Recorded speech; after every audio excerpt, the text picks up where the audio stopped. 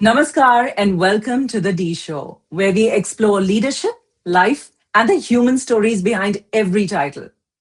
Well, today's guest is a leader who has spent decades shaping India's management and governance landscape. As the Director General, All India Management Association, she leads one of the country's foremost platforms for leadership, management, and innovation, bringing together business leaders, policymakers, and thought leaders. A trusted boardroom leader, she serves as an independent director on the boards of leading Indian and global organizations while also contributing to management education through IMA's education and testing verticals. Earlier, during her distinguished tenure at the Confederation of Indian Industry, she played a pivotal role in advancing India's industry and management agenda for over 2 decades. A leader whose influence spans boardrooms, policy, and the future of management in India. My dear friends, please join me in welcoming to the D Show studio none other than the very dynamic Miss Rekha Sethi. It is such a privilege to welcome Rekha Ji to the D Show. Big good evening. Thank you, Divya. It's great to be here. Thank you, Rekha Ji, for making the time and for being with us here because I know I've been personally inspired in all the events that I've heard your addresses. And it is my small endeavor to reach it to far and wide across the country so that we can impact the youth together. Well, you've managed to be successful where many have not because I generally don't do podcasts. So here I am. Exactly. Let's do the best. Absolutely. And I hope to make this smooth and interesting and spontaneous for you. So let's lead on with our first question. If this conversation were happening over a cup of coffee instead of a podcast, Rekha ji, who would I have the pleasure of meeting beyond your titles and accomplishments? Well, you would meet exactly the same person because I don't let titles define me because they're temporary. Values, relationships, and willingness to keep learning are what stay with you. But having said that, you'd meet a typical woman who loves being with friends and families, who loves shopping, and who loves taking time off over a cup of coffee or lunch and chatting away. Oh, how nice. I hope one day I have the opportunity of having a coffee with you in a coffee shop then. Anytime. You have witnessed leadership across industries and boardrooms. What's that one quality, Rekha ji, that consistently stands out for you in all the exceptional leaders? I think it's humility. The best leaders ask more questions than they answer. I think they listen more deeply and they are never afraid to change their mind. They are never afraid to say that we were wrong. So I think those leaders are the ones who really carry the board along with them. Very well said. So true. And I like to emphasize about intellectual humility as well in today's times. Absolutely. So tell me, has your definition of success changed over the years? And if so, how? I think it's inevitable, isn't it? When you're young, I think success is if your boss gives you a smile because you've done something well. Success is if you put together an event and there's nothing that's gone wrong with it. I think the Right. definition of success changed for me when I joined IMA. When I was heading an organization, it was no longer, just an event or just maybe a conversation with somebody well done, which made a difference. But I think what really made a difference to me now, what makes a difference to me now is more about impact than achievement, which I used to feel earlier. Whether it's, if I've helped people, institutions, and ideas grow beyond with my own contribution, have I helped IMA to reach a stage which I wanted it to grow to? I think when IMA does that, I would say that would be my achievement and that would be my success. So it's not a single event or a single program which now means a lot to me. It's reaching that success level for IMA, which is important for me. And I'm a witness to that journey as being a part of IMA. Every event that I see and every hard work that I see that you put in behind the scenes to making something a success, all the programs, I'm pretty sure we'll make history with your leadership. It's still a But journey, but thank you. yes. So looking at Ji, which decision quietly changed the course of your career? I know this is a little on your personal side of leadership, but I'd love to know that. So I'll give you a little story here. I never thought of becoming an independent director. Um, Wow. I was happy being Director General IMA. I never thought I could be one till the day I met Dilip Shangvi, who's the CEO of Sun Pharma. He's the founder of Sun Pharma. It's the fourth largest generic pharma company in the world. He actually came to meet me in my office, and my mind started ticking. And I said, "Wow, this is the kind of guy I would love to have as the IMA president." And poor guy, I gave him such a spiel on IMA. I think I carried on for at least 20 minutes or 25 minutes. He listened to me very patiently, and that's, I think, one of his key qualities. He's very patient. And at the end of it, he said, I'm on a different track right now, and I would love to do this later. But the reason I came here was I wanted to invite you to join my board. I was taken completely by surprise because, I had never given it a thought. And normally my first reaction would have been, me, an independent director, no way. But luckily, something stopped me. And I said I would need to think about it. And I would also have to take permission from my board, which I did. And they Right. happily gave, because Sun Pharma is one of the leading companies in India. Of And I course. think that was perhaps one of the best decisions of my life, because, it showed me the other side of my membership, the companies, how they function. It really opened up my mind completely. And, I was able to understand my own members much better. And I really enjoy being on the boards. And it's a learning journey. And I'm thoroughly enjoying it. How kind of you to share that personal story. And I think sometimes the opportunities come in very surprising packages. So I it's know. good that you grabbed it. Now that you've served on many boards across diverse industries, what is that one misconception that people really have about what really happens in a boardroom? People think that boards make decisions, but what Hmm. I've learned is that good boards ask the right questions. The quality of question often matters much more than the quality of presentations.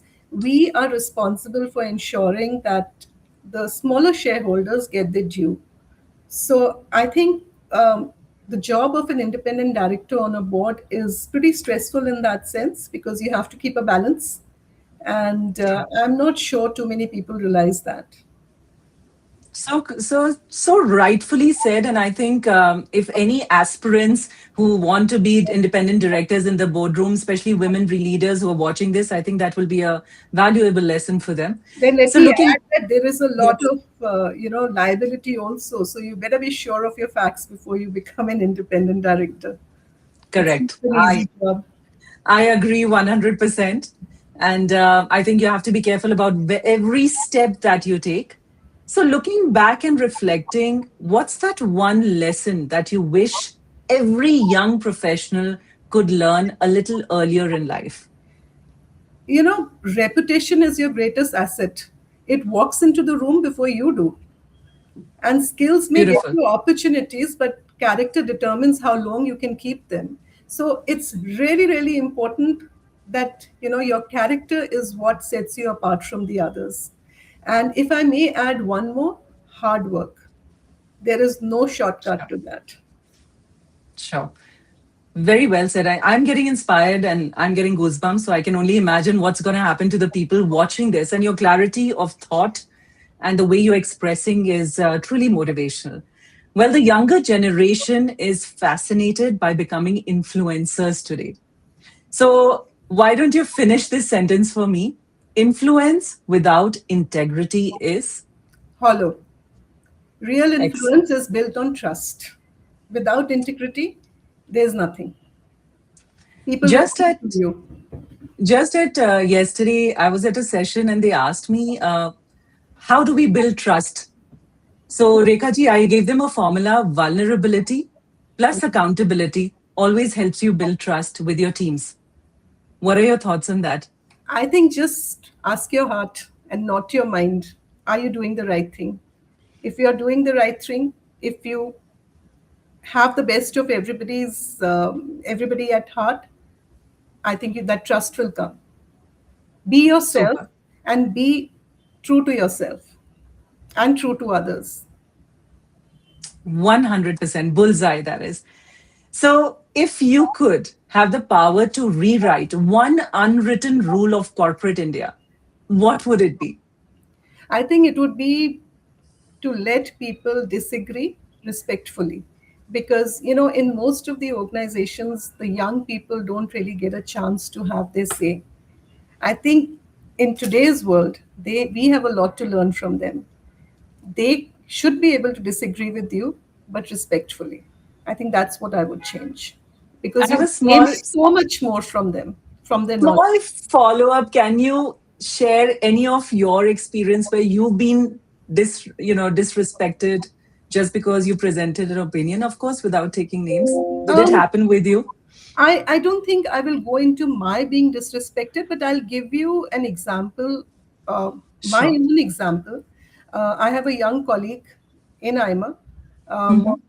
I think in today's day and world, if you don't keep up with AI technology, um, I think your career is going to be very short. My mentor is one of the youngsters in the organization. I allow him to tell me where I'm going wrong, what I need to do better. And believe Wow. me, I am able to handle much more work than I could earlier, because he has taught me AI. He has shown me the way as to how to bring AI into the organization. So you have to give them the confidence that a youngster who's not very senior in the organization can have a direct interaction with the CEO, and the CEO takes you seriously, because How it's in your amazing. interest in today's world. If you don't do that, you're going to get left behind, because the older generation does not know it all, and we have Right. a lot to learn from the youngsters. So you're reinforcing the reverse mentoring, Absolutely. philosophy. We have to today, learn from the youngsters. Today more than any other time, you have to do that. Fabulous. I hope that a lot of senior leaders who actually think that the Gen Z doesn't know anything are listening to this coming from you. So, which is that one boardroom conversation that stayed with you long after the meeting ended? Has it happened in recent years? Yes, a number of times. And these are the conversations where leaders choose long term values over short term gains. I think they are the decisions that truly define an institution and makes me feel that I'm on the right board. True, true. I love the clarity of thought. So, of course, in the part one of our conversations, before I go into the rapid fire, I want to ask you finally, women are increasingly finding a seat at the boardroom table. I'm sure you've seen in your decades of Yeah. career. In your view, what will it take for them to shape the conversation as confidently as they shape the outcomes? I think women have found that seat on the boardroom table. The rest is up to them, their knowledge, uh, what they give to the board. Because when you're on a board, they are not saying that you're a woman or a man. They are listening to what you have to say. So I think inclusion is about influence and not attendance. So you have to be able to, be at par with your other board members.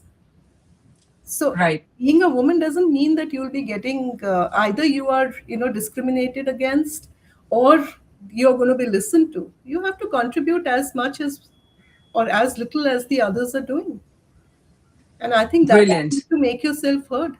The woman card is okay, but beyond a point you can't play that. You have to compete with the others around the table. You want to be heard, then make sure you're talking sense. Very nice. I'm sure this is going to have so many key takeaways from our conversation. Are you ready for the rapid fire now, Rekha Ji? Ah, So, one word, first thought, one sentence, whatever comes to your mind. I'm going to pace up a little bit. One word your colleagues would use to describe you. empathetic. Wow, character or competence. Character anytime. Competence can be learned, but not character. And mountains or beaches, which is like your holiday mode. Beach anytime. I have a place in Goa. Wow, a book every young manager should read, in your opinion. The Seven Habits of Highly Effective People. I think it's not just a management book, it's a book about life. Excellent. And one thing that you are still learning. I mentioned earlier AI and emerging technology. So that is fabulous, keeping your learning curve high even at this seniority. What is that one value, Rekha Ji, that you'll never compromise on? Integrity. Excellent. And who has been your greatest mentor in your life? There have been a lot of people, starting with my mother, because she's the one who actually encouraged me to start working during, when I was growing up. It was not assumed that a woman would work. She would get, normally it was assumed that a woman would get married and look after Right. her home. She, was very clear, my daughter must work. And after that, really many leaders, not just one, because I worked with so many fantastic people. I've been lucky. My job has been such. God has been kind. So Yeah, are you an early bird or a night owl? night owl. One piece of advice you've never forgotten, somebody who gave it to you. Yeah, listen to understand, not just to respond. So think before you speak, as And I it hope is I've so done today. you but it is so easy, and I see that many senior leaders go through that challenge, right? Yeah, and I can understand why. It's a simple sentence, but not easy to follow. And finally, what's that one norm you've broken that changed your life? I guess I've refused to limit myself. And, when I joined the boards, that was one norm I broke. I just didn't stay with the industry associations. I moved on the other side and combined the two. So you could say that. Excellent. Well, my second book that I'm writing is also called Beyond the Norm. Hmm. And I truly believe, just like you said, in the same line of thought, that it's not about being extraordinary, but I think it's about not being boxed in. Absolutely. And just like you, I hope I continue breaking the norm and, defining a carve a new niche, defining a new purpose in I'm whatever I sure do. you'll do that. You're already doing that. So all the Jay. best to you. And I'm looking forward to your new book. Rekha ji, you've reminded us that leadership isn't measured by the positions we hold, but by the trust we build, the values we uphold, and the legacy that we leave behind. I'm very grateful that you took the time out for me and for the D Show. Thank you. Thank you for having me, Divya, and all the best. Okay. My dear friends, to all those who are watching us, every title tells a story, but it's the person behind it who truly inspires. It's my prerogative to bring these leaders to you so that you can learn and keep leading beyond the norm. So keep carving your niche, keep thinking out of box, keep learning from different people in life, and keep building your mentorship. Also, reverse mentoring, don't forget. Well, it has been a pleasure to host this episode. Thank you so much for joining us and keep watching The D Show.